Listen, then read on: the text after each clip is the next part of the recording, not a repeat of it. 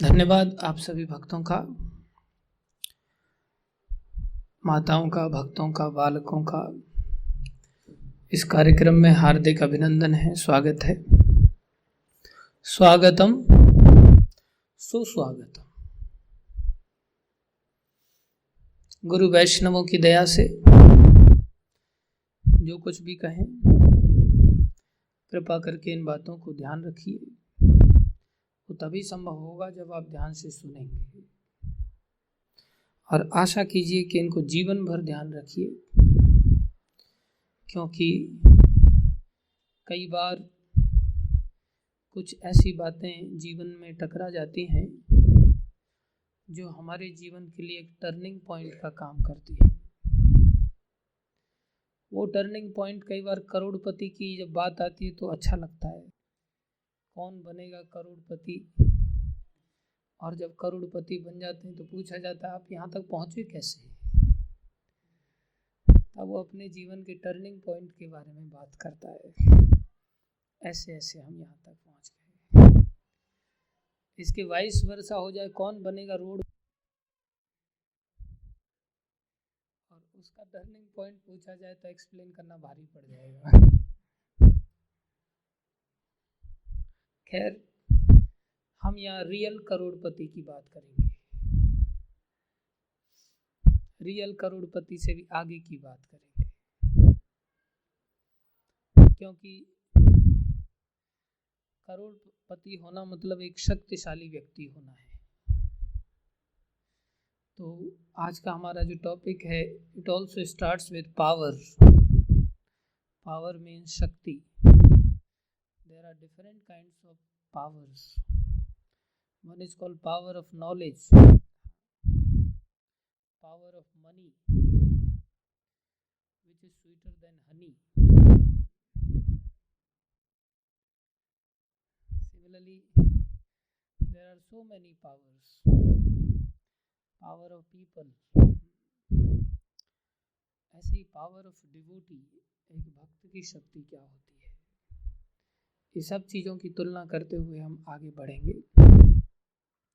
इसलिए अगर हम कभी इस पावर को प्राप्त कर पाए तो आप इस दिन को याद करोगे कि हमारे जीवन में कौन सा ऐसा दिन था जो हमें टर्निंग पॉइंट साबित हुआ और हम इस पावर्स को प्राप्त कर पाए।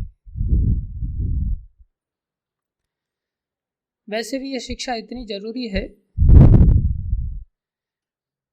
हालांकि संसार की कोई भी शिक्षा जरूरी होती है। बच्चे को बचपन के कारण शिक्षा इतना जरूरी नहीं समझता, वो खेल कूद को जरूरी समझता है। लेकिन शिक्षा बड़ी जरूरी होती है, क्योंकि बुढ़ापे में काम आती है, जीवन भर काम आती है। और उस शिक्षा के लिए कितना गधा मजूरी करना पड़ता है, उसको 20, 25, 30 साल उसको बहुत बामशक्कत काम करना पड़ता है। न चाहते हुए जबरदस्ती उठ के जाता है, 5-5, 6-6, 8-8, 10-10 घंटे कॉलेज में व्यतीत करते हुए वापस आता है। वो शिक्षा के लिए जब इतना कर सकता है कोई, तो ये शिक्षा तो इतनी जरूरी है कि जीते जी भी काम आती है और मरने के बाद भी काम आएगी। तो इस शिक्षा के लिए कितना एंडेवर करना चाहिए। कई बार भक्त लोग कहते हैं कि अलग अलग तरह के प्लेयर्स होते हैं, 2020 के प्लेयर्स होते हैं, T20 वनडे के प्लेयर्स होते हैं, 50 ओवर्स के लिए 50-50, और फिर टेस्ट प्लेयर्स होते हैं। टेस्ट प्लेयर को 2020 खेलना थोड़ा भारी पड़ता है।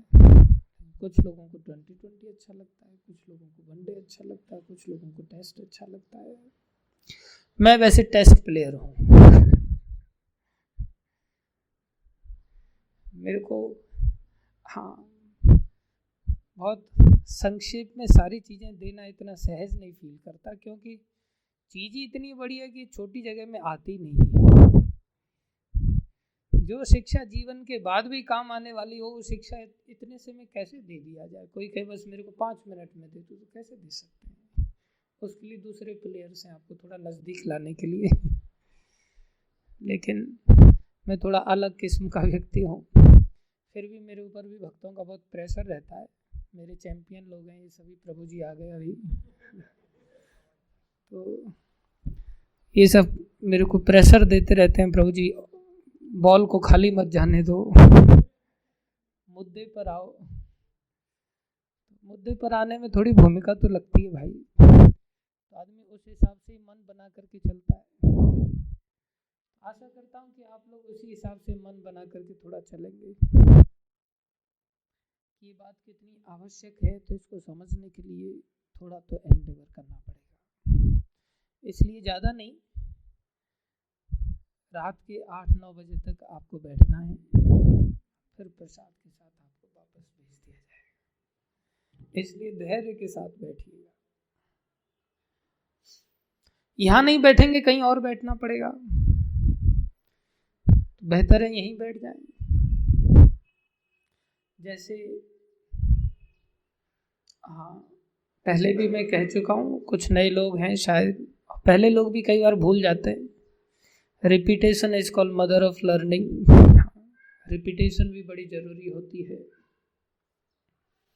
कुछ लोग आगे आ जाइए, जिससे उधर कुछ लोग इंतजार कर रहे हैं, आप लोग आगे आ जाओ, काफ़ी जगह है यहाँ, थोड़े थोड़े आगे आ जाइए। पीछे वाले लोग उधर से जो नए लोग आते हैं बैठ पाएंगे, प्लीज आगे आओ।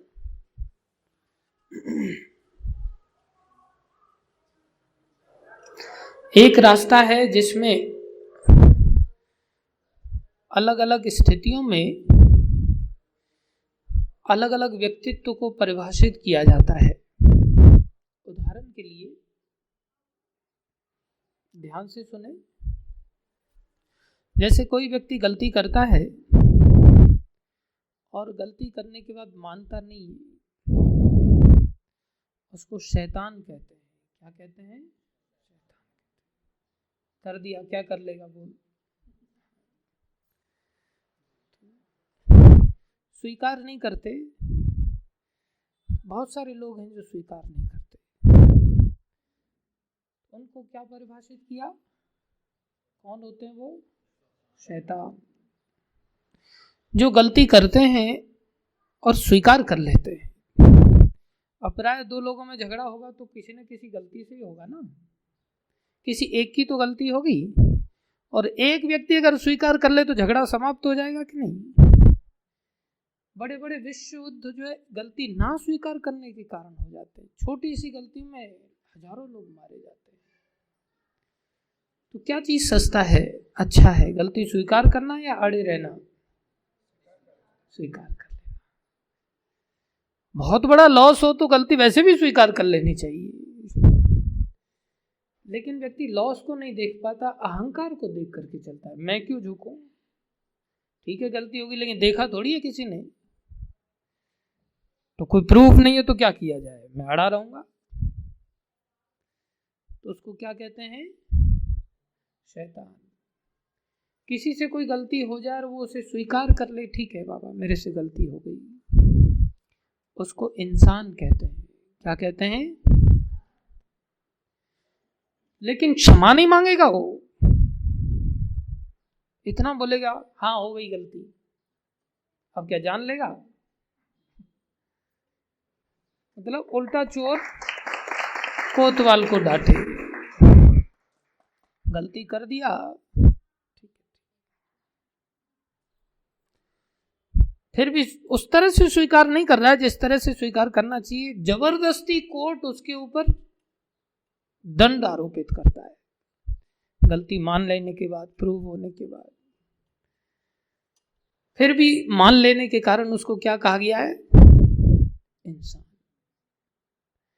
और कोई गलती करे, उसकी गलती है वास्तव में, और वो स्वीकार करने के साथ क्षमा मांग ले। क्या कर ले? क्षमा मांग ले। तो फिर कैसा एनवायरनमेंट होगा? कितना अच्छा हो जाएगा। व्यक्ति उसको गले लगा लेगा, अरे कोई बात नहीं, हो जाता है। दूसरा व्यक्ति खुद ही ऐसे कहेगा उसको।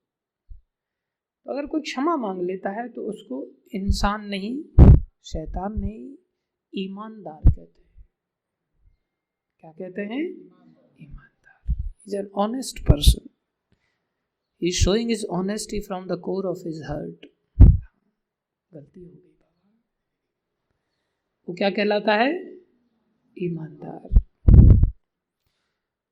और गलती ना की हो, गलती ना की हो और फिर भी उस गलती को स्वीकार कर ले, और स्वीकार ही नहीं, क्षमा मांग ले। क्या कर ले? उसको क्या कहते हैं? पहला, गलती की नहीं माना, शैतान। दूसरा, इंसान गलती की दादागिरी से मान ली लेकिन माफी नहीं मांगेंगे। तीसरा, गलती की मान लिया, प्रायश्चित के रूप में क्षमा भी मांग लिया। क्या कहलाता है वो? ईमानदार। गलती नहीं की फिर भी मान ली, और मान ली मतलब दबाव में नहीं, हृदय से मानी है, इसलिए वो क्या मांग रहा है? क्षमा मांग रहा है। He is called husband.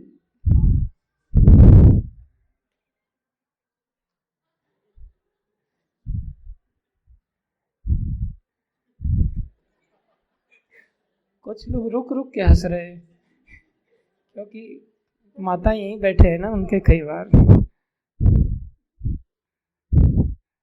और in another sense she is called wife.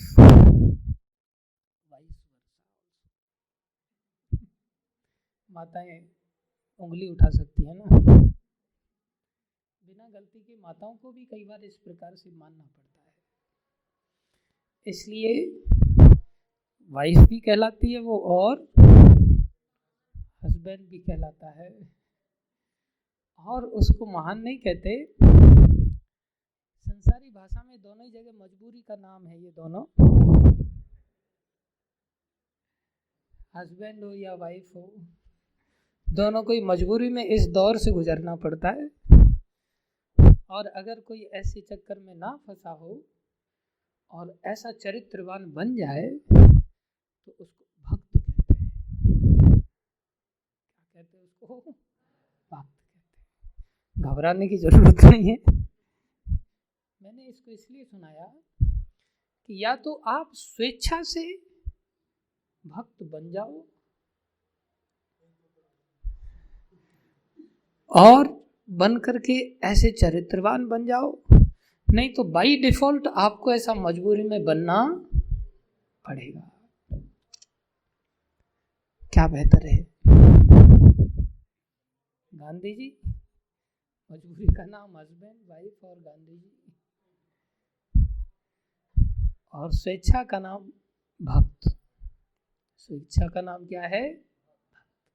अगर हम अपनी इच्छा से दुरुपयोग ना करते हुए इस इच्छा का सदुपयोग करते हुए अगर भक्त बन जाते हैं तो भक्त का ऐसा चरित्र होता है जो गलती नहीं भी होती है फिर भी हृदय से गलती को स्वीकार करता है और क्षमा मांग लेता है।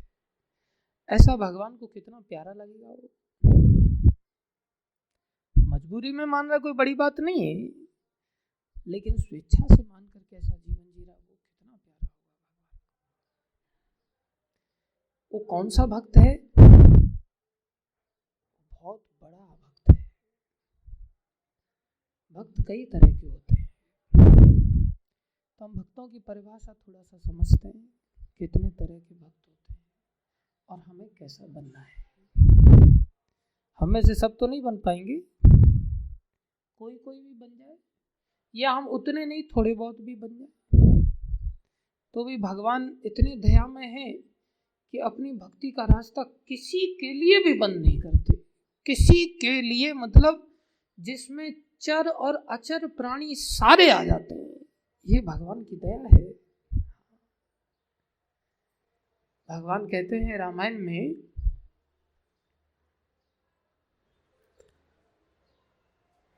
पुरुष नपुंसक नारी वा, पुरुष नपुंसक,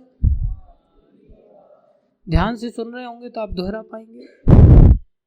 पुरुष नपुंसक नारी वा, पुरुष नपुंसक जीव चराचर कोय, जीव चराचर कोय, सर्व भाव भजी कपट तजी, सर्व भाव भजी कपट तजी, सोहि परम प्रिय मोह, सोहि परम प्रिय मोह। बोले कोई भी व्यक्ति मेरी शरण में आ सकता है। कौन आ सकता है? पुरुष आ सकता है, नपुंसक आ सकता है, अर्थात कोई क्लीव है, नपुंसक नारी स्त्री भी आ सकती है। यहां तक कि जीवों में कोई भी चर या अचर, चलने फिरने वाले भी और ना चलने फिरने वाले, वृक्ष आदि भी आ सकते हैं। कोई भी आए, लेकिन अगर मेरा भजन करता है, सर्व भाव भजी कपट तजी, कपट को छोड़ करके अगर मेरा भजन करता है, सो ही परम प्रिय मोह, वो मुझे बड़ा प्यारा होता है। कौन कह रहे हैं? भगवान कह रहे हैं। तो इस स्तर तक कौन पहुंच पाता है जो भगवान का अत्यंत प्यारा बन जाए? ही इज कॉल्ड परम भक्त। कौन सा भक्त? परम भक्त। बाकी भी भक्त हैं, वो भी भगवान को अच्छे लगते हैं। गीता में भगवान ने कहा है 4 प्रकार के भक्त होते हैं। तो अभी हम थोड़ी भक्त की बात करेंगे। हमें अगर ऐसा बनना है तो, जो नहीं बनना चाहता वो सुन के भी क्या लाभ, जा सकता है। थोड़ा बहुत भी बनना चाहता है तो बैठ जाओ, नहीं भी बनना तो मत बनना, कम से कम सुन लो। फिर भी फायदे का लगे बाद में तो बनने का सोच लेना, नहीं लगे तो मत सोचना भाई, कोई जबरदस्ती तो है नहीं किसी के साथ। आगे हाँ, बैठोगे तो कुछ पाओगे, सही बात है। फालतू में बैठने पर भी कई बार बहुत कुछ मिल जाता है, बैठना चाहिए। नई नई दुकानदार दुकान खोलता है, बैठ जाओ बस थड़े पर, कोई ना कोई तो आफत का मारा आ ही जाएगा। कई बार ऐसा भी होता है कि आप किसी भी चीज को लेकर के गलत सलत भी लेकर के चल पड़ोगे ना, आपके फॉलोअर वहां भी मिल जाएंगे आपको। तो खैर कुछ ना कुछ तो लाभ हो ही सकता है। आगे बढ़ो, कौन ऑपरेट कर रहा है? गीता में भगवान 7वें अध्याय के 16वें श्लोक में बता रहे हैं, आप सब लोग पढ़ो इसको मेरे पीछे। चतुर्विधा भजन्ते माम जना सुकृतिनो अर्जुन, आर्तो जिज्ञासुर अर्थार्थी, ज्ञानी च भरत ऋषभ।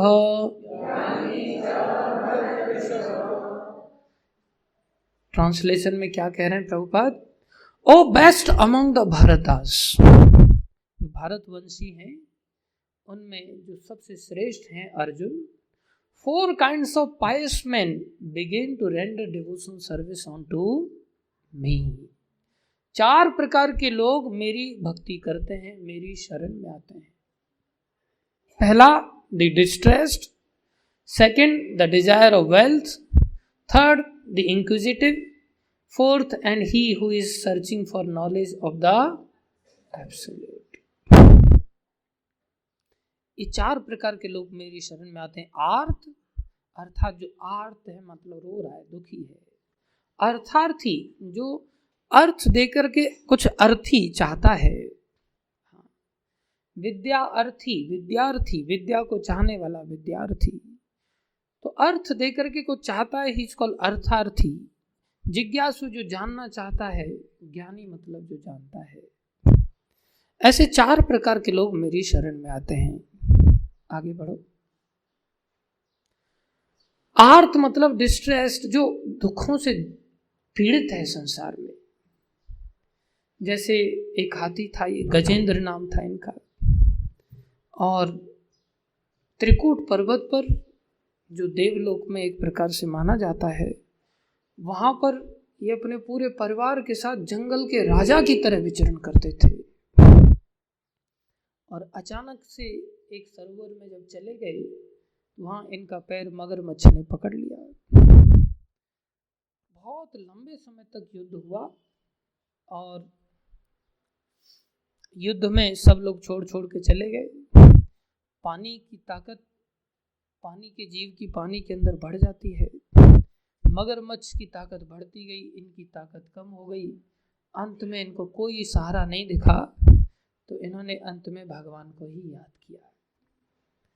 हे कृष्ण, हे ईश्वर, कोई है संसार में, कोई ऐसा परमेश्वर है जो मेरी रक्षा करे, मैं उसकी शरण लेता हूँ। जैसे ही ऐसा पुकारा, भगवान विष्णु गरुड़ के ऊपर आरूढ़ होकर के दौड़ करके चले आए और उसने ज्यादा कुछ दिया नहीं था, केवल एक फूल चढ़ाया था बस। कई बार हम सोचते ना फूल चढ़ाने से क्या मिलता है। फूल चढ़ाने से हम मौत के मुंह से बाहर आ सकते हैं, अगर भाव से फूल चढ़ाएं तो, रो करके फूल चढ़ाएं तो। आर्त व्यक्ति भगवान को जब फूल चढ़ाता है तो भगवान उसकी अवश्य सुनते हैं। कंडीशन है लेकिन इधर उधर नहीं भटकना चाहिए। किसकी शरण में आना चाहिए? मेरी ही शरण में आना चाहिए। आर्त व्यक्ति मेरी शरण में आता है, वो संसार के दुखों का समाधान चाहता है यहीं रहते हुए। जबकि संसार का नाम भगवान ने लिखा है दुख आलय, यहां दुखी मिलेंगे। जैसे कोई व्यक्ति औषधालय में जाए और कहे 1 किलो टमाटर देना, बोले बेवकूफ, यहाँ औषधि मिलती है, टमाटर वाले के पास जाकर के टमाटर मांगो। नहीं, मेरे को यहीं से चाहिए। तो दुखालय में दुखी मिलेंगे। भगवान कह रहे हैं तुम यहाँ से बाहर आ जाओ, लेकिन हम बाहर नहीं जाना चाहते, यहीं पर मनमाने ढंग से दुखों से बचने का प्रयास करना चाहते हैं। तो ऐसे लोग भगवान की शरण में जाते हैं और चीखते चिल्लाते हुए भगवान का भजन करते हैं, तब भगवान उनके दुखों का हरण अवश्य करते हैं।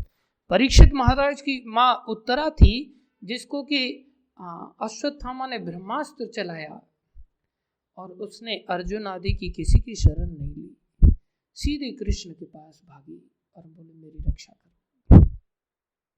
आर्त व्यक्ति का भगवान सदा ही रक्षा करते हैं, वो भी एक भक्त है। दूसरा है जिज्ञासु, जो कुछ जानना चाहता है। जैसे महाराज परीक्षित को जब श्राप लग गया कि 7 दिन बाद तुम्हें राजा तक्षक के द्वारा, सर्प के द्वारा तुम्हें राजा काटा जाएगा, तो महाराज परीक्षित चिंतित हो गए, मुझे क्या करना चाहिए, समझ नहीं आ रहा है। उन्होंने बहुत सारे साधु संतों को बुला के गंगा किनारे जिज्ञासाएं की, जानने के इच्छुक हुए। तो वहां दैव कृपा से सुखदेव गोस्वामी आए और उन्होंने उनको सारी शिक्षा दी, समझ आया और भगवान की शरण लिया। तो जिज्ञासु भी जो जानने के इच्छुक हैं, वो हम प्राय सभी हैं, भटकते रहते इधर उधर। तो अंत में भगवान की शरण में जब आते हैं तो भगवान अवश्य रक्षा करते हैं और इनको भगवान ने अपने धाम में बुलाया। तीसरा है अर्थार्थी, जो कुछ दे करके कुछ पाना चाहता है। ध्रुव महाराज इसके उदाहरण हैं। उनके पिता ने उनको गोद में लेने से इनकार कर दिया तो एकदम लाल हो गए। वो क्षत्रिय बालक थे, 5 साल के मात्र, और एकदम क्रोध में आकर के माँ के पास पहुंचे। माँ ने कहा बेटा संसार में कोई नहीं है किसी का, भगवान नारायण ही सब कुछ दे सकते हैं। तुम्हारे बाप से, बाप के जो बाप के बाप है, उनसे भी बड़ा शासन तुम्हें प्राप्त हो सकता है, राज्य मिल सकता है। तो ध्रुव महाराज चले गए। ये वृंदावन का सीन है। वृंदावन में ध्रुव महाराज ने आराधना किया, भक्ति किया, और भक्ति के प्रताप से 5 साल के बच्चे के लिए भगवान को आना पड़ा और भगवान ने आकर के उनको ध्रुव लोक दे दिया, ये ले लो भाई। लेकिन ध्रुव जी बोले ये तो मेरे से बहुत बड़ी भूल हो गई, मैंने फूटे हुए कांच मांग लिए, सामने मणि थी, मणि को छोड़ करके मैंने फूटे हुए कांच मांग लिए। बाद में उनको पछतावा हुआ। और इससे श्रेष्ठ भक्त कौन होते हैं? चौथे किस्म के होते हैं, जिनको ज्ञानी कहते हैं। One who knows things as they are, जो जानते हैं क्या तथ्य है, जो वस्तु हमें दिख रही है वास्तव में वो है क्या, उसको जानते हैं, उसके अनुरूप उसके साथ व्यवहार करते हैं। अर्थात उनको दिखता है कि ये जड़ वस्तु है तो जड़ ही समझते हैं, ये चेतन वस्तु है तो उसको चेतन समझते हैं। उनको समझ में आता है कि ये दुखदायक है तो उसको सुखदायक नहीं समझते, उसको दुखदायक ही समझते हैं। जो सुखदायक है उनको समझ आता है ये सुखदायक है तो भाई मेरे को इसके पीछे भागना चाहिए।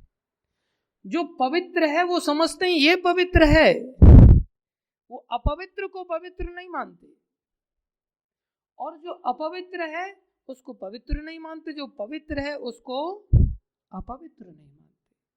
जो अपने हैं उनको अपना समझते हैं, जो पराये हैं उनको पराया समझते हैं।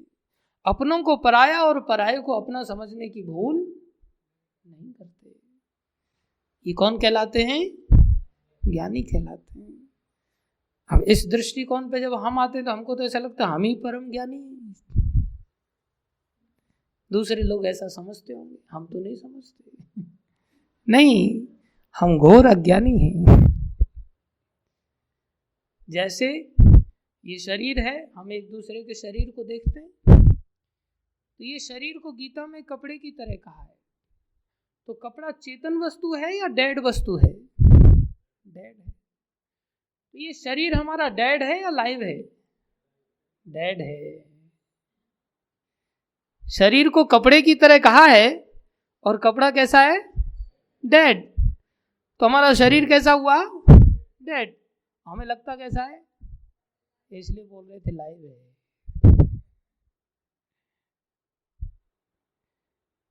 और आत्मा इस शरीर को चलाने वाली है, लेकिन हमें आत्मा कैसी लगती है? डेड। कहाँ है आत्मा? Can you imagine? हम ज्ञानी हैं क्या? नहीं। हमारा शरीर का एक एक वस्तु अगर खोल के रख दी जाए, चमड़ी है, चमड़ी निकाल के रख दी जाए सामने आपके, हड्डियां हैं, हड्डी निकाल के रख दी जाए, एक आधी रख दो, सारी नहीं। थूक है, उसको एक प्लेट में रख दो, कफ है उसको रख दो, ब्लड है उसको रख दो। शरीर में से निकालने की बात कर रहा हूं मैं, कहीं बाहर से लाने की बात नहीं कर रहा हूं। मल मूत्र है उसको रख दो अपने शरीर में से, और फिर अरे बाकी चीजें छोड़ो यार, जो बाल हैं उनको ही थोड़ा सा कट करके और उसको ही कटोरी में रख दो बस। Can you touch that hair? What to speak about other things? क्या हम उस बाल को स्पर्श करने के लिए इच्छुक होंगे? और यहाँ खूब स्पर्श करते हैं, अलग अलग सुगंधित तेल से महकाते हैं, और उसको जस्ट यहाँ से जस्ट थोड़ी सी डिस्टेंस में यहाँ ला करके रख दो बस। Would you like to touch it? Or anything which we have derived from our own body, is that touchable? Not at all. So if the thing which is not touchable, is that pure? क्या वो पवित्र है? नहीं। फिर भी हम गले लगना चाहते हैं। तो हम अपवित्र को क्या समझ रहे हैं? पवित्र। और पवित्र को क्या समझ रहे हैं? अपवित्र। ये हमारी समस्या है। जो नदी है, गंगा आदि है, पवित्र है, उनको हम थूकना चाहते हैं, वहां गंदगी फैलाना चाहते हैं, वहां अपना अंधा करके कच्चा वहीं छोड़ना चाहते हैं, चारों तरफ पॉल्यूशन फैलाने के लिए तत्पर है। आपके देहरादून की नदियों का क्या हाल कर दिया हमने, क्या बताना। जो पवित्र है वो हमें कैसा नजर आता है? अपवित्र। और जो अपवित्र है वो कैसा नजर आता है? पवित्र नजर आता है। ज्ञानी है हम? घोर अज्ञानी है। ज्ञानी नहीं। लेकिन जब कभी अगर हम भक्त बन गए तो भक्तों में आगे बढ़ते गए, आर्त बन पाए, आर्त से ऊपर अर्थार्थी बन पाए, अर्थार्थी से ऊपर जिज्ञासु बन पाए, जिज्ञासु से ऊपर ज्ञानी बन पाए भगवान। और उस स्थिति में क्या देखते हैं, जो स्थिति जैसी है हमें वैसी ही दिखती है। Means we are now out of illusion, हम भ्रम से बाहर हैं, अब हम भ्रम में नहीं। जब भ्रम से बाहर हैं तब हम पागल नहीं कहलाएंगे, उससे पहले हम क्या कहलाएंगे, पागल कहलाएंगे। और किसी को पागल बोल के देखो, वो कहेगा तू पागल, तेरा बाप पागल, तेरा खानदान पागल। मानने के लिए तैयार नहीं है कि तेरी पूरी हेरिटेज पागल है। मानने के लिए तैयार, वैसे मान लेगा कि हाँ हमारे पूर्वज बंदर थे, डार्विन थ्योरी में स्वीकार कर लेगा, वैसे नहीं मानेगा, प्रैक्टिकलिटी में नहीं मानेगा, थ्योरेटिकली में मान लेगा। ऐसा बेवकूफ है। इसलिए हमें भगवान समझा रहे हैं कि भाई तुम ऐसे भक्त बनो। तो ज्ञानी भक्त कैसे बनते हैं फिर, कैसे बनेंगे ज्ञानी भक्त? हाँ, ये करेक्टरिस्टिक्स है पवित्र को पवित्र माने, अपवित्र को अपवित्र माने, लाइव को लाइव माने, डेड को डेड माने, अपनों को अपना माने, परायों को पराया माने। अब संसार में जिनको हम अपना मानते हैं, क्या वो हमारे साथ आगे आते हैं? संसार में कोई साथ नहीं आता। ये दुनिया एक मुसाफिर खाना है। जब मुसाफिर खाना उसको कहते हैं जहाँ धर्मशाला में चलते चलते यात्रा करते करते कुछ लोग इकट्ठे हो गए, तो कुछ लोग इकट्ठे हो गए, क्या वो अपने हो गए? नहीं, थोड़ी देर के लिए मिले फिर बिछुड़ जाएंगे। लेकिन उनको कोई अपना मान ले तो बुद्धिमानी है क्या? नहीं, हम सब अपना मान लेते हैं। समझ रहे? अब हम मानते हैं कि नहीं मानते हैं? अवश्य मानते। कहा है ना, सीताराम भजो राधे श्याम भजो, राधे श्याम भजो। क्यों भजना है? जग से जाना भाइयों दुनिया मुसाफिर खाना, जग से जाना भाइयों दुनिया मुसाफिर खाना। आप किसी मुसाफिर खाने में, होटल में, धर्मशाला में अगर जाएंगे तो पूछे कितने दिन की बुकिंग लेनी है साहब, आप कहेंगे इतने दिन की बुकिंग। जब तक आपकी पॉकेट में आप अलाउ करेंगे उतना दिन का चेकआउट टाइम आपका ये रहेगा। तो आपको छोड़ के जाना है कि नहीं जाना है? जाना। इसलिए उसको क्या कहते हैं? मुसाफिर खाना। अब वहां मिलने वाले जो लोग हैं अपने हैं क्या? नहीं। तो आचार्य समझा रहे हैं इस संसार से हमें जाना है कि नहीं जाना है? चेकआउट टाइम आ जाएगा, हमें धक्के मार के निकाल दिया जाएगा। इसलिए कह रहे हैं ये दुनिया मुसाफिर खाना, ये दुनिया मुसाफिर खाना, सीताराम भजो राधे श्याम भजो, सीता राधे श्याम। जग से जाना भाइयों दुनिया मुसाफिर खाना, जग से जाना भाइयों दुनिया मुसाफिर खाना। सत्य है कि नहीं? अब सीताराम राधे श्याम क्यों भजो? क्योंकि वो अपने हैं, इसलिए उनको बुलाओ। कोई जग में रहा ना रहेगा, कोई जाना एक रोज सबको पड़ेगा, जाना एक रोज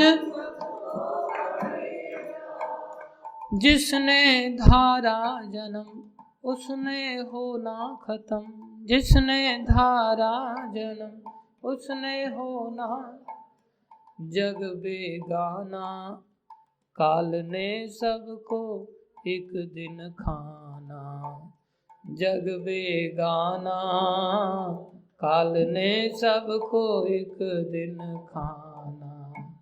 इसलिए सीताराम भजो राधे श्याम भजो,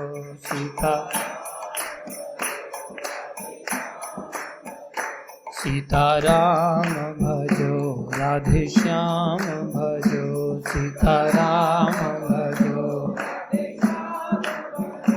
जग से जाना भाइयों दुनिया मुसाफिर खाना, जग से जाना भाइयों दुनिया मुसाफिर खाना।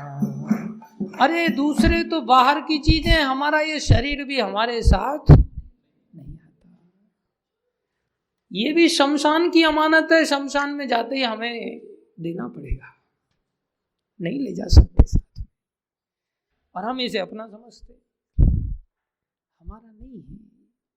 ऐसा क्यों समझते हैं? अज्ञानता के कारण। ये सब संसार में बाकी लोग तो जब शरीर भी मरघट तक साथ दे रहा है तो बाकी मरघट से आगे थोड़ी आने वाले हैं। ये जितने रिश्ते नाते हैं, ये जितने बस मरघट तक ही जाते हैं, बस मरघट तक ही जाते। फिर हंस अकेला करता कुछ बेचारा, फिर हंस अकेला करता कुछ बेचारा। दुनिया में कौन तुम्हारा, दुनिया में कौन तुम्हारा, दुनिया में कौन तुम्हारा, दुनिया में, दुनिया में कौन तुम्हारा, दुनिया में, दुनिया में कोई किसी का नहीं भाई। लेकिन हम अज्ञानता में इस दुनिया को अपना घर मान करके यहाँ परमानेंट कंस्ट्रक्शन करना चाहते हैं, आरसीसी कंस्ट्रक्शन। अरे झोंपड़ी बना करके समय निकालो, अपनी तैयारी करो आगे जाने की। लेकिन ऐसा कोई ज्ञानी कर सकता है, हम सभी अज्ञानी हैं। लेकिन ऐसे बनेंगे कब? ऐसे हैं कि नहीं ये समझ में आ गया? पहले तो हम सोच रहे थे हम तो ज्ञानी हैं, बाकी सब अज्ञानी। अब हमें समझ में आया होगा थोड़ा बहुत, वो भी क्लास में ही बना रहेगा, ये क्लास से बाहर निकलते ही एकदम बाष्पीकरण हो जाएगा, इसका इवेपोरेशन हो जाएगा। उस समय समझना और कठिन हो जाएगा कि वास्तव में ऐसा है। कंटिन्यू रख पाए तो कोई बहुत बुद्धिजीवी होगा। बार बार हैमरिंग करने की जरूरत है उसको। यहाँ से एक शेप मिलती है, पहले तो थोड़ा लोहे को गर्म किया जाता है, फिर थोड़ा हथौड़ा मार के थोड़ा शेप दिया जाता है, बाहर जाती वहाँ अलग गर्माहट मिलती है, वहाँ भी हथौड़े पड़ते हैं, वहाँ से फिर पुरानी शेप में लौट के आते हैं। ये खूब जद्दोजहद होती है, पूरा जीवन निकल जाता है। एनीवे, उपाय क्या है ज्ञानी बनने के लिए? ऐसा ज्ञानी भक्त बनने के लिए एक ही उपाय है कि हमारे पास ज्ञान आ जाए तो हम क्या बन जाएंगे? ज्ञानी। ज्ञान नहीं है तो हम कैसे हैं? अज्ञानी। तो ज्ञान कैसे आएगा? बिनु सत्संग विवेक न होई, बिनु सत्संग विवेक न होई, राम कृपा बिन सुलभन सोई, राम कृपा बिन सुलभन सोई। जब हम सत्संग करेंगे, सत्संग मतलब जहां सत्य का संग कराया जाता हो, उसको क्या कहते हैं? सत्संग। जहां असत्य को सत्य के रूप में पेश किया जाता हो, उसे असत्संग कहते हैं। Eventually you are going to get असत फ्रॉम देयर, जो सत्य नहीं है। जहां सत्य के बारे में बताया जाता हो, समझाया जाता हो, उसको क्या कहते हैं? सत्संग। और जब सत्संग प्राप्त होता है तो विवेक जागृत हो जाएगा। क्या जागृत हो जाएगा? विवेक जागृत। बिनु सत्संग विवेक न होई। विवेक मतलब ज्ञान। और ये कब मिलता है? जब भगवान की अपार कृपा हो जाती है। राम कृपा बिनु सुलभ न सोई। भगवान की विशेष कृपा जब होती है तब हमें कभी मनुष्य शरीर मिलता है, और विशेष कृपा होती है तब भक्तों की संगति मिलती है, और विशेष कृपा होती है तब भक्तों की संगति में ये चर्चा का सौभाग्य मिलता है। इससे बड़ी और कोई कृपा नहीं होती। इसलिए जीवन निकल जाता है, लेकिन कई बार ऐसी हरि चर्चा का सानिध्य नहीं मिल पाता। इसलिए हम अज्ञानी ही बने रहते हैं। अज्ञानी में भी अज्ञानता बढ़ती जाती है, और अहंकारवश हम सोचते हैं कि अब हम अज्ञानता में प्रगति कर गए, अर्थात अज्ञानता का ज्ञान बढ़ गया है। उसको कहते पढ़े लिखे बेवकूफ। The so-called education societies, they are giving only nescience in their life. अज्ञानता ही देते हैं वो, और अज्ञानता को पढ़ा लिखा होने के बाद वो समझते हैं कि अब हम कैसे बन गए? ज्ञानी बन गए। अर्थात एक अनपढ़ व्यक्ति, अगर बच्चा कहीं पॉटी कर जाए, गंदगी कर जाए, तो उसको तुरंत वो गोबर की राख से उसको ढक देगी। लेकिन पढ़े लिखे लोग डायपर पहनाएंगे, जो प्रैक्टिकल नहीं है जीवन के लिए। ये पढ़े लिखे बेवकूफ कहलाते हैं।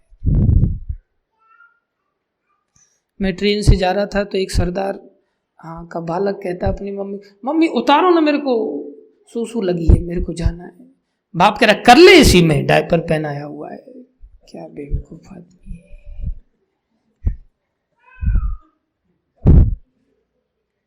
पढ़े लिखे बेवकूफ कहते हैं इसको।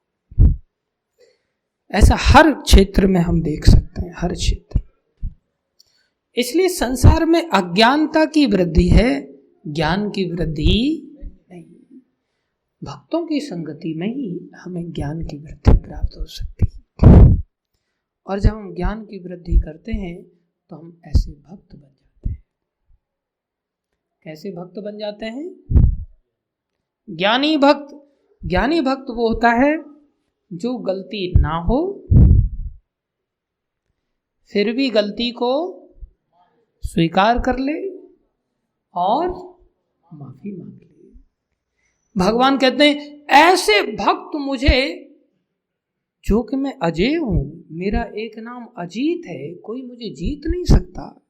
बोले ऐसे भक्त मुझे बांध देते हैं। मैं नहीं चाहता बंधना, कौन चाहेगा बंधना? लेकिन इनकी ये जो विशेष क्वालिटी है, ये मेरे को एकदम से बांध देती है। मैं स्वराट हूं, मुझसे बढ़कर और कोई नहीं है। मैं असमोर्ध हूं, मेरे समान भी कोई नहीं है, मुझसे ऊर्ध्व भी कोई नहीं। मैं सब माँ बापों के भी बाप हूं, मेरा कोई माई बाप नहीं। ये मेरी सत्ता है। लेकिन मैं ऐसे भक्तों की ऐसे पास में बन जाता हूं, इनकी क्वालिटीज के कारण, इनकी विशेष गुण के कारण, जो इन्होंने दबाव में नहीं लाया, अपने अंदर स्वेच्छा से लाया है। ऐसा भक्त होता है। Go ahead. ऐसे भक्त थे अम्बरीश महाराज। कौन थे? अम्बरीश महाराज। आप देख रहे हैं इस फोटो में कुछ एक साधु दिखाई दे रहे, इधर लेफ्ट साइड में, फर्स्ट फेज में, और ऊपर से एक भूत जैसा उसमें से आग निकल रही है, और सामने एक राजा हैं जो हाथ जोड़ करके खड़े हैं। ये राजा जो है अम्बरीश महाराज है। कौन है? अम्बरीश महाराज। अम्बरीश महाराज के पास एक दिन ये दुर्वासा ऋषि आ गए। कौन आ गए? दुर्वासा ऋषि। और अम्बरीश महाराज ने इनका बड़ा वार्म वेलकमिंग किया, आइए महाराज। और द्वादशी का दिन था, एकादशी बीती थी, द्वादशी की शुरुआत हो रही थी। एकादशी का भक्त लोग व्रत करते हैं, भक्ति के अंगों का पालन करते हैं। जैसे हम जहाँ काम करते हैं उसके कानूनों को पालन करते हैं, ऐसे ही भक्त लोग भगवान के कानूनों का पालन करते हैं। तो भक्त तभी तो कहलाएंगे ना। तो भक्तों के लिए कानून है कि भाई आप एकादशी के दिन अन्न नहीं खाना चाहिए। तो अम्बरीश महाराज अन्न नहीं खाते। तो दुर्वासा ऋषि आए, ये योगी हैं, ये भक्त नहीं है। ऐसी तपस्या किया है इन्होंने कि केवल दूर्वा का घास और रस पीते हैं बस, इसलिए दुर्वासा नाम पड़ा इनका।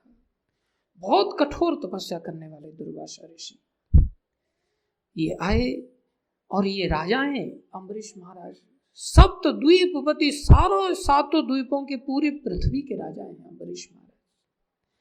ऐसा इनका अतुलनीय वैभव है कि जिसकी तुलना नहीं की जा सकती, ऐसे अम्बरीश महाराज। इतिहास है। अव्यय लक्ष्मी थी इनके पास, जो कि इंद्र के पास भी नहीं है। अव्यय लक्ष्मी उसको कहते कि खर्च करो और खर्च ना हो, बढ़ती चली जाए, उसको अव्यय लक्ष्मी कहते हैं। ऐसा धन था इनके पास। फिर भी संसार को सपना समझते थे, सोचते थे जाना है संसार छोड़कर। यहाँ तो चवन्नी अठन्नी आ जाती, उसी में खोपड़ी घुस जाती है, कृष्ण कौन है दिमाग निकल जाता है। चवन्नी दास, अठन्नी दास, रुपया दास, लड्डू दास, पेड़ा दास, लेकिन कृष्ण दास नहीं बन पाते। ऐसा वैभवशाली जीवन होने पर भी महाराज अम्बरीश कैसे महान हैं। सोचते थे सपना है भाई, इसमें मन नहीं लगाना है। फिर ऐसे बिना मन लगाए फिर राज कैसे चलता था? बोले राज तो भय से चलता है, शासक के भय से शासन चलता है। इतने बड़े जब भगवान में युक्त हैं तो भगवान ने इनके शासन व्यवस्था के लिए सुदर्शन को छोड़ा हुआ है, सुदर्शन चक्र को। कहीं भी कोई नागरिक चोरी करेगा वहां सुदर्शन घूमने लग जाएगा। अब बताओ वो चोरी करेगा?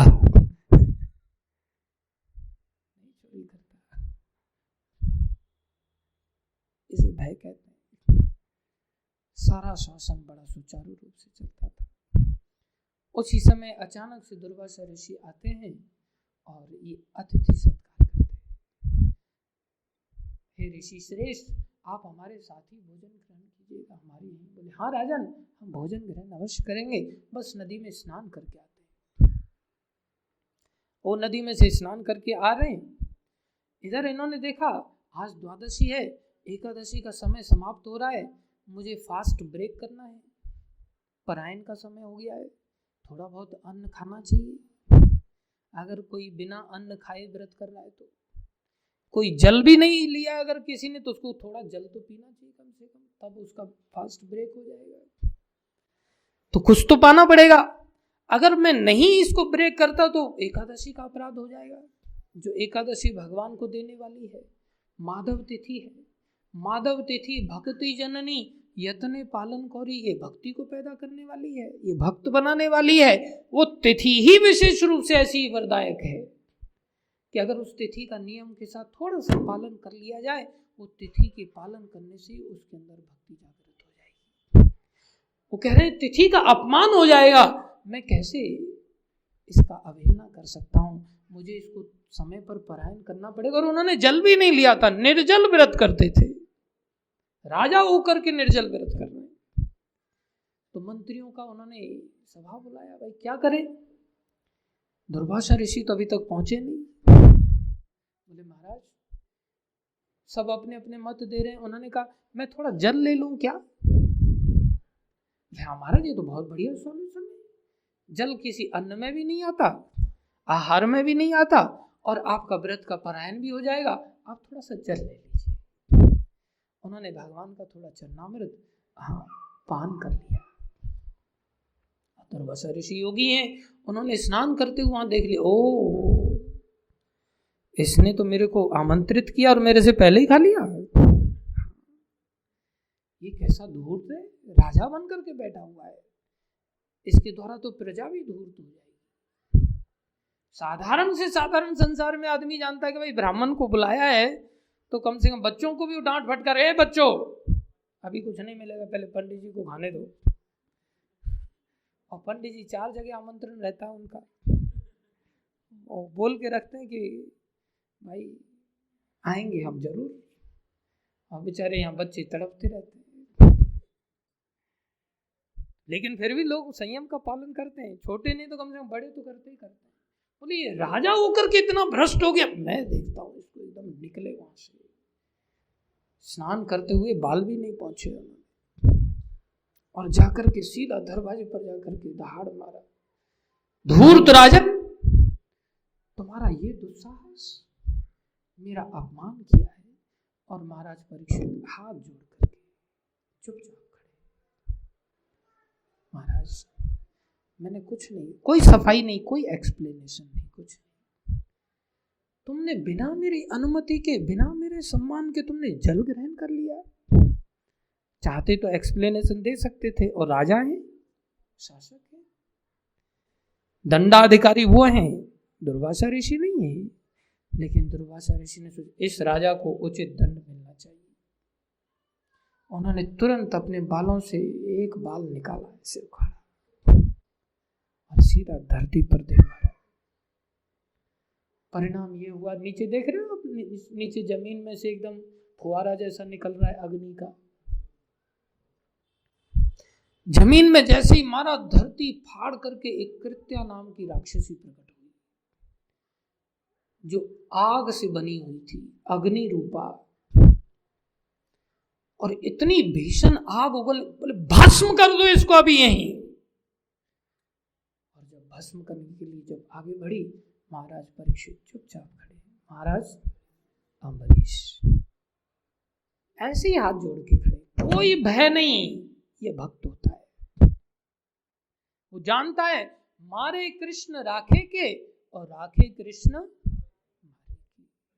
जिसकी कृष्ण रक्षा करते हैं उसको कौन मार सकता है। इसलिए कृष्ण का वचन है, नमे भक्ता प्रणश्यति, मेरे भक्त का कभी कोई नाश नहीं कर सकता।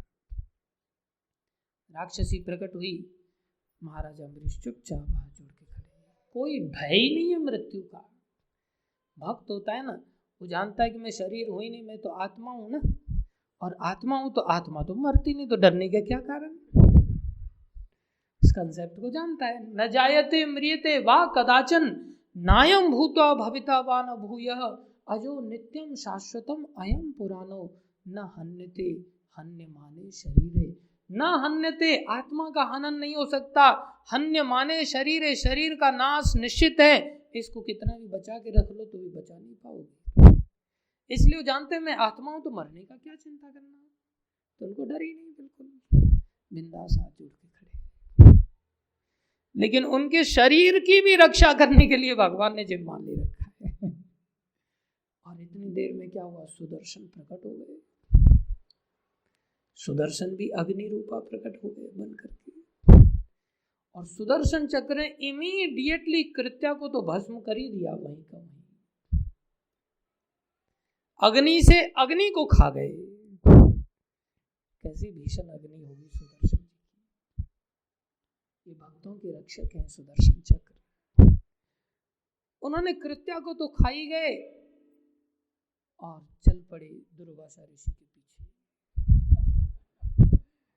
तुम्हारी ये मजाल। दुर्वासा ऋषि आंखों के सामने देख रहे, मेरी कृत्या को तो नाश कर दिया इन्होंने, असंभव को संभव कर दिया। अग्नि को बुझाया जा सकता है पानी से, लेकिन पानी की वजह यहां तो दूसरी आग से ही आग खत्म हो गई, और ये मेरी ओर आ रहे हैं। तुरंत एकदम से घबरा करके गिर पड़े पीछे की ओर, और महाराज अम्बरीश 1 इंच नहीं हिले थे और ये श्रीमान जी लुढ़कने लग गए, भागे। जब ये आगे भागे तो सुदर्शन जी पीछे पीछे। तो सुदर्शन जी तड़फा तड़फा करके किसी को कष्ट देते हैं, तो एकदम से नजदीक भी नहीं जा रहे हैं, दूर भी नहीं, पीठ को बराबर तपा रहे हैं, जल रही है पीठ इनकी। फोटो है क्या इसमें? आगे देखो। नहीं है, रहने दो, पहले ही चलो। वो भक्त ने फोटो डाले नहीं, और भी फोटोज हैं। खैर, तो पीछे पीछे जब सुदर्शन जी भागे तो सोचा कि अब कहाँ जाऊं भाई, ये मथुरा की घटना है। अब भागे वहां से, सोचे इंद्रदेव शायद रक्षा करें। इंद्र लोग पहुंचे, देवराज इंद्र कहे महाराज ये पूरा मेरा इंद्र लोग जल जाएगा, भागो आप यहां से जल्दी से। भागना पड़ा उनको। कैलाश पर्वत चले गए, बोले यहाँ बहुत ठंडा है, बर्फ पड़ती है उधर, थोड़ी शांति मिलेगी। शिवजी बोले भैया तुम मेरे ही अवतार हो, लेकिन मैं रक्षा नहीं कर सकता, आपने बहुत बड़ा भूल कर दिया है। आप भक्त की शक्ति को नहीं जानते, आप जल्दी से दफा हो जाओ यहाँ से, सारी बर्फ पिघल जाएगी, नीचे बाढ़ आ जाएगी, मेरे को भी स्थान छोड़ के जाना पड़ेगा, आप जल्दी भागो यहाँ से। वहां से भी भागना पड़ा। अंत में ब्रह्मलोक गए और ब्रह्मलोक जाकर के ब्रह्मा जी से प्रार्थना करने लगे, आप तो ब्राह्मण के स्रोत हैं, आप ही से तो ब्राह्मण आते हैं, आप तो हम सबके पिता हैं, रक्षा कीजिए। बोले महाराज ब्रह्मलोक नष्ट हो जाएगा, आपसे मेरे पास वार्ता करने के लिए भी टाइम नहीं है, आप जल्दी निकल जाइए। जैसे कई बार भिखारी आता है ना, तो उसके साथ बातचीत भी लोग करना पसंद नहीं करते, इशारा कर देते हैं आगे बढ़ो,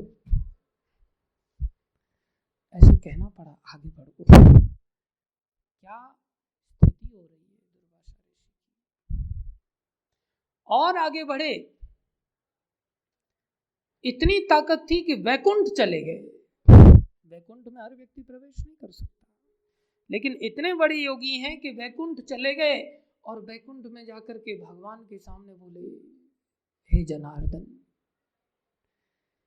हे आर्त भाविन, आपकी शरण में तो आर्त भी आता है, वो भी आप उसका वचन देते हो, आप उसे भक्त मानते हो। आप तो नमो ब्राह्मण गौ ब्राह्मण हिताय च, आप तो ब्राह्मण और गाय के हित करने वाले हैं। देखो ना, मैं ब्राह्मण हूं, तपस्वी हूं और शरणागत हूं। आप शरणागत में तो सारे संसार को मारने वाला भी आपकी शरण में आ जाता है, तो आप उसको बाहर नहीं निकालते, आपको मेरे को अपनी शरण में लेना पड़ेगा। आप पतित पावन हैं, आप पतित से पतित व्यक्ति को भी स्वीकार करते हैं, आपका व्रत है और आपका व्रत कभी झूठा नहीं हो सकता, और आपसे ऊपर तो कोई है ही नहीं। शिव जी ने भी कहा है आराधना नाम सर्वेशाम विष्णु आराधनाम परम। इसलिए आप मुझे निराश मत करना, आपके अतिरिक्त और मैं जाऊंगा तो कहाँ जाऊंगा। इतना सुनते ही भगवान ने सीधा अपना पक्ष क्लियर किया। सबसे पहले भगवान ने अपने बारे में बताया, बोले आपने गलत समझ लिया है कहीं से कि मैं स्वराट हूं, आपको कहीं मिसअंडरस्टैंडिंग हुई है। For your kind information let me tell you something very important. आगे बढ़ो। बता रहे 9वें स्कंद के 4थे अध्याय के 63वें श्लोक में क्या कह रहे हैं? श्री भगवान उवाच। कौन कह रहे हैं? भगवान कह रहे हैं। बोलो श्री भगवान उवाच। क्या कह रहे हैं? पहले ही सीधा घोषणा कर दे रहे हैं, अहम भक्त पराधीनो ही अस्वतंत्र इव द्विज साधुर्भिर्ग्रस्त हृदयो भक्तैर भक्त जना प्रिया। The Supreme Personality of God had said to the Brahman, कौन ब्राह्मण थे? दुर्वासा ऋषि। अरे द्विज, हे द्विजन्मा ब्राह्मण, I am completely under the control of my devotees. अहम भक्त पराधीनो, मैं संसार के लिए अजीत हूं, मैं स्वराट हूं, लेकिन अपने भक्तों के लिए पराधीन। सीधा घोषणा कर दिया, ऐसा नहीं कि लंबा चौड़ा भूमिका बनाया हो, कुछ एक्सप्लेनेशन दिया हो, कुछ नहीं। तुम कहीं जल न जाओ जल्दी से, इसलिए मैं तुम्हें क्लियर कर देता हूं, अहम भक्त पराधीनो ही अस्वतंत्र। कौन कहता है कि मैं स्वतंत्र हूं? मैं खुद अपने मुंह से बोल रहा हूं, मैं अस्वतंत्र हूं, मैं स्वतंत्र नहीं। हे ब्राह्मण द्विज, और मेरी स्थिति क्या है? तुमको लगता होगा कि मैं अपनी इच्छा से उनके पराधीन हुआ हूं। बोले नहीं। कोई व्यक्ति दुनिया में पराधीन होना चाहता है क्या? तो भगवान कैसे चाहेगा पराधीन होना? शास्त्र कहता है, कहावत है, पराधीन सपने सुख नहीं। पराधीनता में तो सुख मिलता ही नहीं, तो कौन पराधीनता चाहेगा? भगवान कह रहे हैं ये मेरी मजबूरी है। कैसी मजबूरी है? साधुर भीर ग्रस्त हृदयो, उनके हृदय में जो साधु हैं, कौन है? जो साधु हैं, उनके हृदय में मुझे ग्रसित होना पड़ता है। उनका हृदय मुझे पकड़ करके बांध देता है, ग्रसित कर देता है, खा जाता है, अंदर पकड़ के बैठ जाता है। मैं चाहता हूं भागना, लेकिन उनका हृदय ऐसा है कि मैं निकल नहीं पाता, चेकमेट हो जाता हूं। मेरे पास मूव खत्म हो जाती है, रास्ते नहीं मेरे पास। इसलिए तुम बहुत गलत जगह पे आ गए हो। और मैं तुम्हें एक बात बता दूं, ऐसा नहीं कि मेरी इच्छा होगी जब पराधीन हो जाऊंगा, इच्छा नहीं होगी तब स्वतंत्र हो जाऊंगा। आप तो स्वराट हैं, आपकी मौज है जब इच्छा हो जाए तब भक्तों के अधीन हो जाने का, जब मौज हो जाए तब भक्तों के ऊपर चढ़ जाने का। नहीं, अहम भक्त पराधीनो नहीं अस्वतंत्र एव तुझ। मैं अस्वतंत्र हूं, स्वतंत्र नहीं हूं, मेरी इच्छा नहीं है, लेकिन मुझे ये बांध देते हैं अपने हृदय में। कौन बांध देते हैं? साधु। कौन बांध देते हैं? साधु होने चाहिए, लेकिन वो स्वाधु नहीं होने चाहिए। कैसे? साधु। साधु कौन हो सकता है? पुरुष भी, नपुंसक भी, स्त्री भी, बंदर भी, भालू भी, हाथी भी, वृक्ष भी, कोई भी साधु हो सकता है। हनुमान जी वानर जाति में है कि नहीं? जामवन जी भालू जाति में है कि नहीं? हाँ, ऐसे कितने सारे लोग हैं। सुग्रीव आदि सभी पशु पक्षियों की योनियों में है। जटायु आदि पक्षी हैं, गरुड़ जी पक्षी हैं, लेकिन कौन है? साधु है। साधु कोई भी बन सकता है।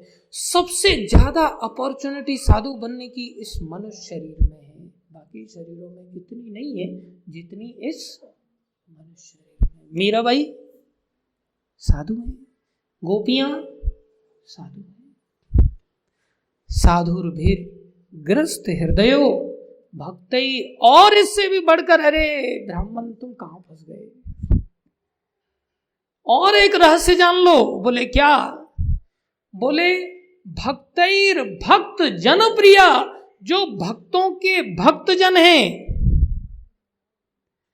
जो मेरे भक्तों के भक्त हैं, मुझे तो वो भी प्यारे हैं। जो मेरे भक्त नहीं है, जो मेरे भक्तों के भक्त हैं, मैं तो उनके साथ भी मेरी यही स्थिति बन जाती है। ये देखो भगवान कैसे दया में है। क्या शक्ति है भक्ति की। जिसके पास भक्ति है उसकी क्या पावर है। He can control that supreme personality of godhead, who is the creator of the cosmos, who is the maintainer of the cosmos, who is the annihilator of the cosmos, जो सारी सृष्टि का सृजन करता, पालन करता, संहार करता, उसको बांध देता है और उसको बंधना पड़ता है।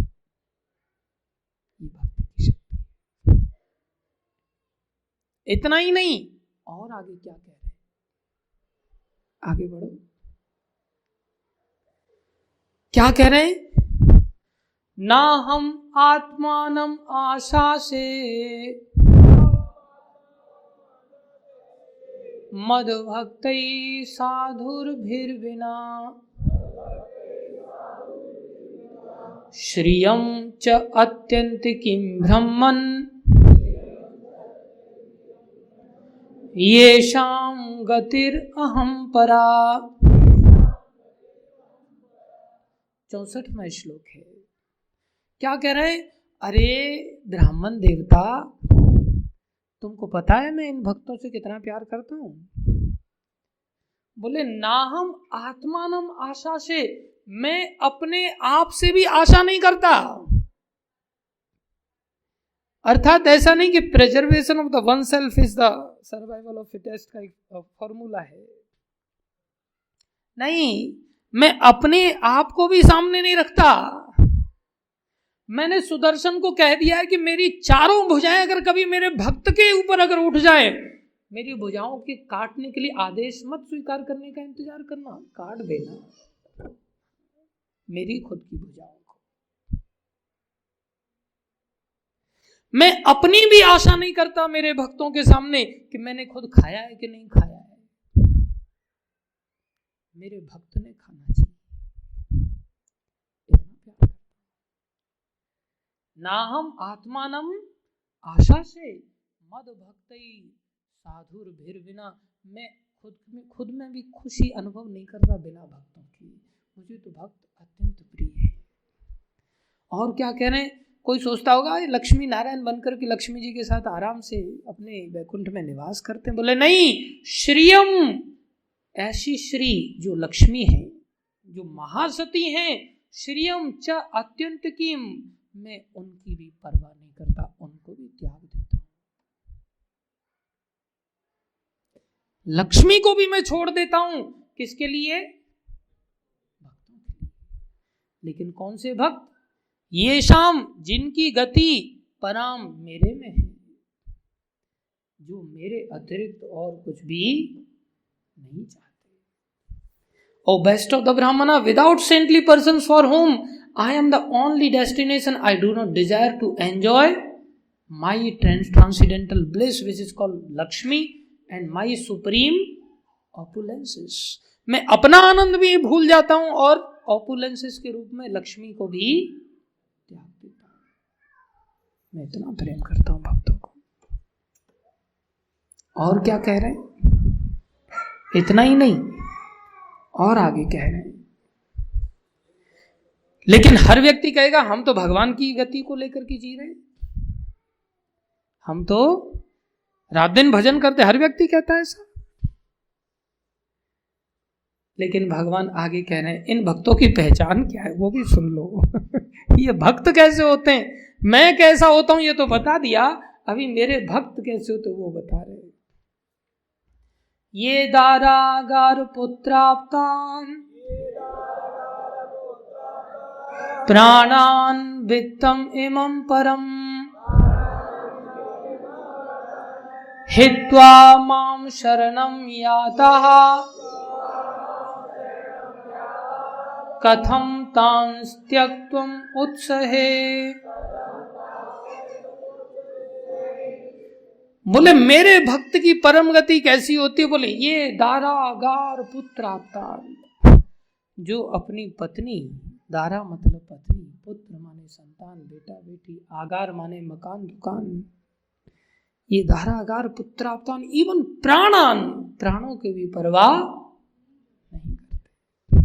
महाराज अम्बरीश प्राण बचाने के लिए भाग रहे हैं क्या? प्राण बचाने के लिए भागे नहीं। विश्वास। क्या प्रहलाद महाराज प्राण बचाने के लिए भाग रहे हैं? नहीं। कोई प्राणों के लिए नहीं कि खाएंगे कहां से, पहनेंगे कहाँ से पैसा आएगा? कुछ नहीं। प्रभुपाद जी ऐसे ही संत थे जो पहनी लैस होकर के अमेरिका अपने गुरु जी का आदेश पालन करने के लिए चले गए।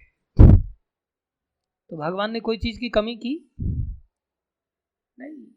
पत्नी, पुत्र, आप्त, मकान, दुकान सब छोड़ करके चले। वो परम भक्त है। कैसा है? परम भक्त है। रामायण में भी कहा है, जननी जनक बंधु सुतदारा, जननी जनक बंधु सुत, तन धन भवन सुहृद परिवारा, तन धन भवन सुहृद परिवारा, सब कर ममता तांग बटोरी, सब कर ममता तांग बटोरी, मम पद मनहि बांध बट डोरी, मम पद हे बांध बट डोरी। जननी माने माँ, जनक माने पिता, बंधु माने भाई, सुत माने बेटा बेटी, दारा माने पत्नी। जननी जनक बंधु सुत दारा, तन माने शरीर, धन माने पैसा बैंक बैलेंस, भवन माने मकान दुकान, सुहृद माने शुभ चिंतक लोग, परिवारी मतलब परिवार के जन। सब कर ममता, सबसे ममता खींच लो और उस ममता को खींच करके एक बड़ा सा रस्सा बनाओ। जो बटी हुई रस्सियां हैं सब तरफ से खींच के बड़ा सा रस्सा बनाओ। मम पद मन ही, उसको मेरे चरणों से बांध दो, तुम्हारे मन को। वो मेरा ऐसा भक्त है, हित्वा माम, जिसने इन सबको छोड़ करके चल रहा है। बोले उसको शरण में आए हुए ऐसे शरणम याता, जो मेरी शरण लेता है, कथम, मैं कैसा व्यक्तित्व कहलाऊंगा कि अगर मैं ऐसे लोगों को त्यागने में उत्साह दिखाऊंगा? भला मैं ऐसा कैसे कर सकता हूं? जिन्होंने ये सब त्याग किया हो, मैं उन भक्तों को कभी त्यागने में उत्साह दिखा सकता हूं? बोले चलते बनो यहां से, हरगिज संभव नहीं। तुम ब्राह्मण हो, मैं अपना वचन वापस लेता हूं। तुम तपस्वी हो, मैं अपना वचन वापस लेता हूं। तुम शरणागत हो, मुझे नहीं चाहिए ऐसे शरणागत।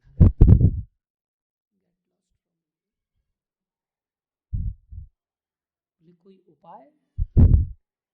बोले वहीं जाओ, मेरा भक्त अम्बरीश, वो तुम्हें क्षमा कर देगा।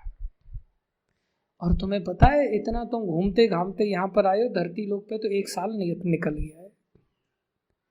और बेचारे अम्बरीश, जिनको तुमने मारने के लिए कृत्या प्रकट की थी, वो भक्त अभी तक प्रसाद नहीं खाया उसने, अभी तक उसने प्रसाद नहीं खाया। हम होते तो कहते, देखा कैसे पंगा लिया था तुमने। सुदर्शन जी और थोड़ा टेम्परेचर बढ़ा दो। भक्त तो ऐसे होते हैं जो बिना गलती के भी अपनी ही गलती मानते हैं और अपनी ओर से क्षमा मांगते हैं। क्या हुआ आगे बता रहे हैं। मेरे भक्त कैसे होते हैं? बोले मई निर्बद्ध हृदया, जिन्होंने मुझे अपने हृदय में निर्बद्ध चारों तरफ से बांध लिया है। साधवा, ऐसे साधु जो समदर्शिना, जो समदर्शी हैं। वशी कुर्वन्ति माम भक्त्या, ये मुझे बिल्कुल वश में कर लेते हैं। कैसा वश में करते पता है? सत स्त्रिया सतपतिम यथा, उदाहरण दे रहे हैं। जैसे एक सती स्त्री सत्य पति को वश में कर लेती है। जो सती स्त्री नहीं, जो सत्य स्त्री नहीं, जो असत्य स्त्री है, जो भोग वाली स्त्री है, जो भोग कामना रखने वाली स्त्री है, वो सत पति को कैसे वश में करेगी? वो असत पति को वश में कर सकती है। सत स्त्री जो सती स्त्री है, 3 प्रकार की रति पाई जाती है, 3 प्रकार की स्त्रियां होती हैं। एक भोग परायण स्त्री होती है जो केवल इंद्रिय सुख चाहती है। ऐसी रति वाली स्त्रियों को पशु की कैटेगरी में रखा जाता है, जो केवल इंद्रिय तृप्ति की कामना करते हैं बस। और इससे श्रेष्ठ मनुरति आती है, जिसमें भोग भी रहता है और गुण भी देखे जाते हैं। इंद्रिय भोग जहां देखा जाता है, केवल वो पशु के अंतर्गत आती हैं वो स्त्रियां या वो पुरुष। जहां भोग भी है और गुण भी है, वो मनुरति के अंतर्गत आती हैं, उनको मनुष्य शरीर के अंतर्गत माना जाता है। और गुण रति को ही देवरति भी कहते हैं, जहां देवलोक में जहां केवल गुण ही गुण देखे जाते हैं, वहां भोग की वृत्ति नहीं पाई जाती। इसलिए एक सती स्त्री जो केवल क्वालिटीज देखती है, उससे भोग संभव ही नहीं है। लेकिन वो सतपति के साथ ही संभव हो सकता है, वो भी केवल क्वालिटीज देखेगा और गुणों से ही वश में किया जा सकता है। भोगों से संभव ही नहीं वश में किया जाना, कोई किसी को वश में नहीं कर सकता। इसलिए आए दिन आजकल डाइवर्स हो जाते हैं। पहले निभाते थे लोग, आजकल वो वृत्ति नहीं रही, क्योंकि पहले गुण देखे जाते थे। समाज पतन की ओर जा रहा है धीरे धीरे। तो भगवान कह रहे हैं सत स्त्रिया सतपतिम तथा, जैसे एक सती स्त्री सतपति को अपने गुणों के द्वारा वश में कर लेती है, ऐसे ही बोले मैं वश में हो जाता हूं। भोग परायण स्त्री भोगी पति को वश में कर लेती है, सती स्त्री सतपति को वश में कर लेती है। भगवान सतपति की तरह है कि नहीं? भगवान सतपति है, सत्य संकल्प है। पवित्रम परमम भवान, उनसे श्रेष्ठ पवित्र और कोई है नहीं। बोले मई निर्बद्ध हृदया साधवा, ऐसे साधु लोगों के मेरा हृदय, मैं उनके हृदय में निर्बद्ध हो जाता हूँ, बंध जाता हूँ, मुझे कोई रास्ता नहीं निकलने को मिलता। इसलिए तुम वही जाओ वापस। कितना सुंदर उदाहरण भगवान दे। आगे बढ़ो।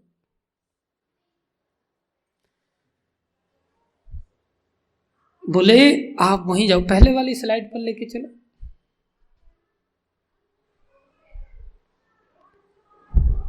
आप यहां देखो, हाँ वही वाला, पहले वाला, अभी जो फोटो आया था, हाँ ये वही फोटो, हाँ इसमें देख रहे हैं आप, वही साधु अभी महाराज अम्बरीश के चरणों में चरण पकड़ करके गिर पड़े हैं। मरता क्या न करता, सब भूल गए हेकड़ी। जैसे कई बार आदमी गृहस्थ जीवन में जाने के बाद भूल जाता है ना, भूल गए राग रंग, भूल गए हेकड़ी, 3 चीज याद रही, नॉन तेल लाकड़ी। सिलेंडर क्या भाव है, तेल क्या भाव चल रहा है, नमक क्या भाव चल रहा है, सब हेकड़ी निकल जाती है। यहाँ श्रीमान जी के साथ सुदर्शन जी ने सारी हेकड़ी निकाल दी, सारी बड़ी बड़ी जटाएं जिनसे एक एक बाल से कृत्या प्रकट कर सकते थे, धरती फाड़ सकते थे, अभी उनको धरती नहीं मिल रही कि मैं कहाँ मुँह छुपाऊं। और भागते भागते भागते भागते अंत में अम्बरीश महाराज के चरणों को पकड़ लिया उन्होंने। अम्बरीश महाराज चरणों को पकड़ाने में अनुभव खुशी का नहीं अनुभव कर रहे, प्रार्थना कर रहे हैं सुदर्शन जी से। किससे प्रार्थना कर रहे हैं? हे सुदर्शन, अगर मैंने थोड़ी सी भी भक्ति की है, तिल मात्र भी अगर मैंने सच्ची भक्ति की है, आप कृपा करके शीतल हो जाइए। ये किसकी शक्ति है? भक्ति की शक्ति। ये भक्ति ही शक्ति है और शक्ति ही भक्ति है। दुनिया में जो भी शक्ति आप देख रहे हैं, वो सब भक्ति के अंश मात्र शक्ति स्वरूप में सारे संसार का भरण पोषण हो रहा है, बिना भक्ति की कुछ नहीं।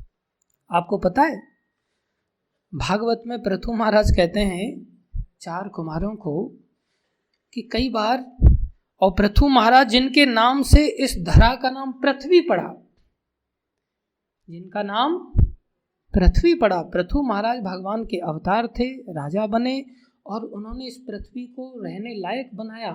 तब से इस पृथ्वी का नाम पृथ्वी पड़ा, धरा का नाम पृथ्वी पड़ा।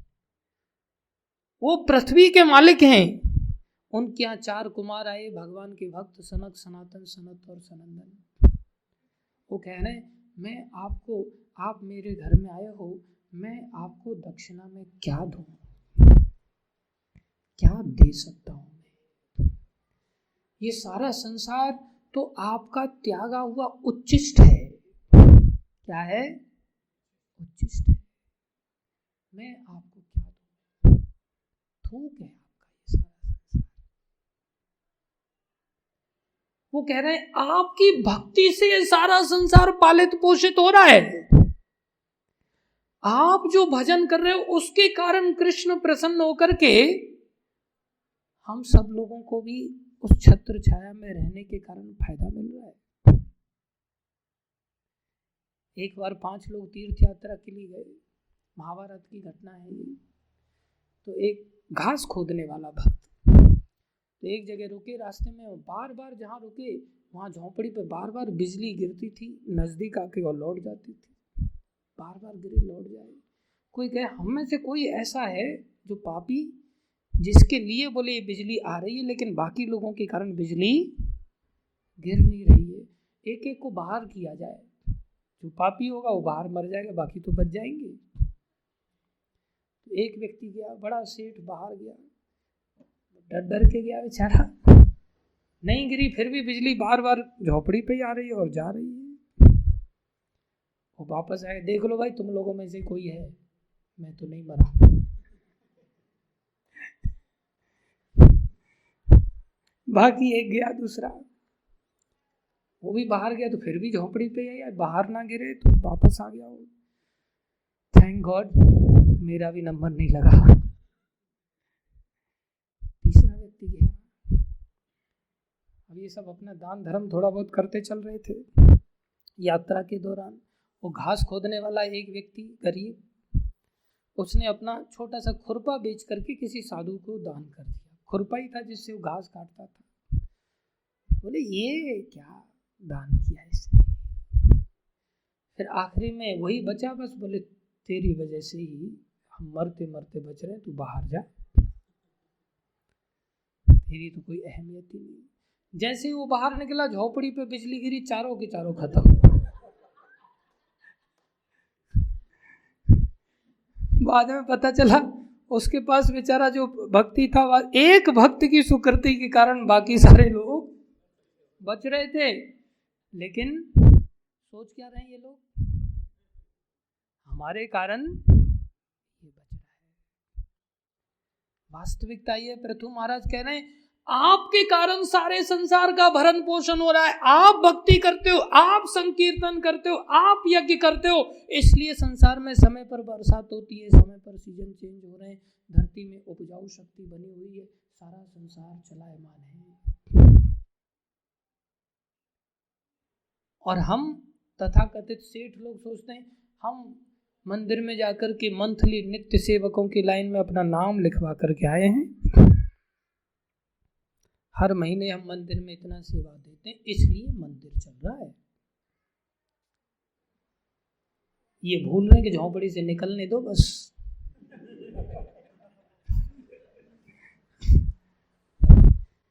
ये टकले लोग, मोगेम्बो खुश हुआ, ये अगर निकल जाएंगे ना हालत खराब हो जाएगी, हम जानते नहीं। कल हम रोड पर कीर्तन कर रहे थे, इसी रोड के आसपास वहाँ सिग्नल था। एक व्यक्ति आया, who is the follower of Krishna, who is representative of ISKCON. बोलिए, you are doing all this nonsense here. क्या नॉनसेंस कर रहे हैं भाई, गीता वितरण कर रहे हैं, थोड़ा कीर्तन कर रहे हैं, what nonsense we are doing here.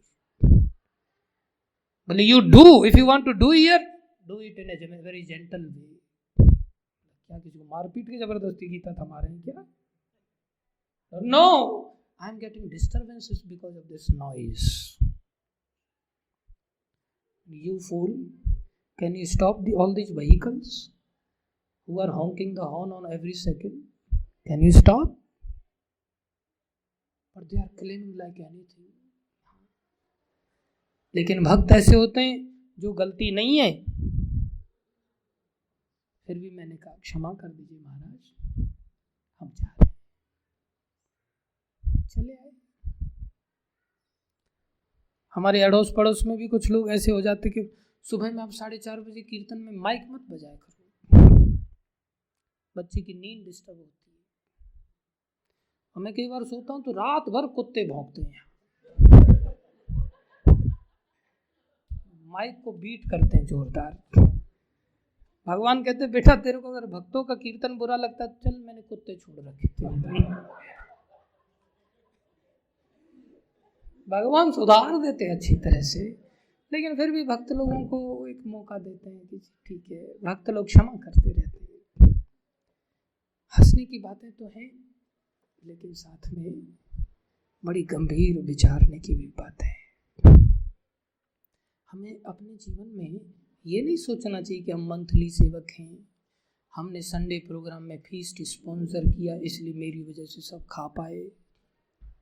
अरे क्या तुम एक घास का तिनका बना सकते हो?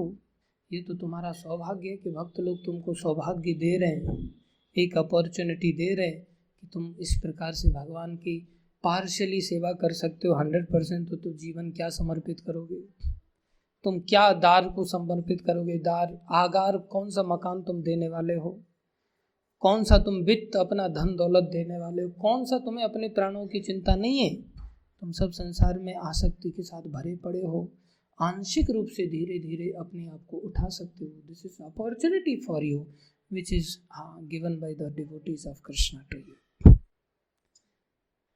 अन्यथा तुम्हारे इस धन की क्या ताकत? उसको तो लात मार के भक्त लोग पहले ही आते हैं। तुम्हारी प्राणों की क्या ताकत? किसी की कोई ताकत नहीं। भक्तों के पास तो एक ताकत होती है, वो कौन सी है? भक्ति की शक्ति है। This is the power of devotee. What can he not do? He can do even that which can not do even Krishna himself. That is the power of devotee. जिस दुर्वासा ऋषि की जान स्वयं भगवान नहीं बचा सकते, शिव नहीं बचा सकते,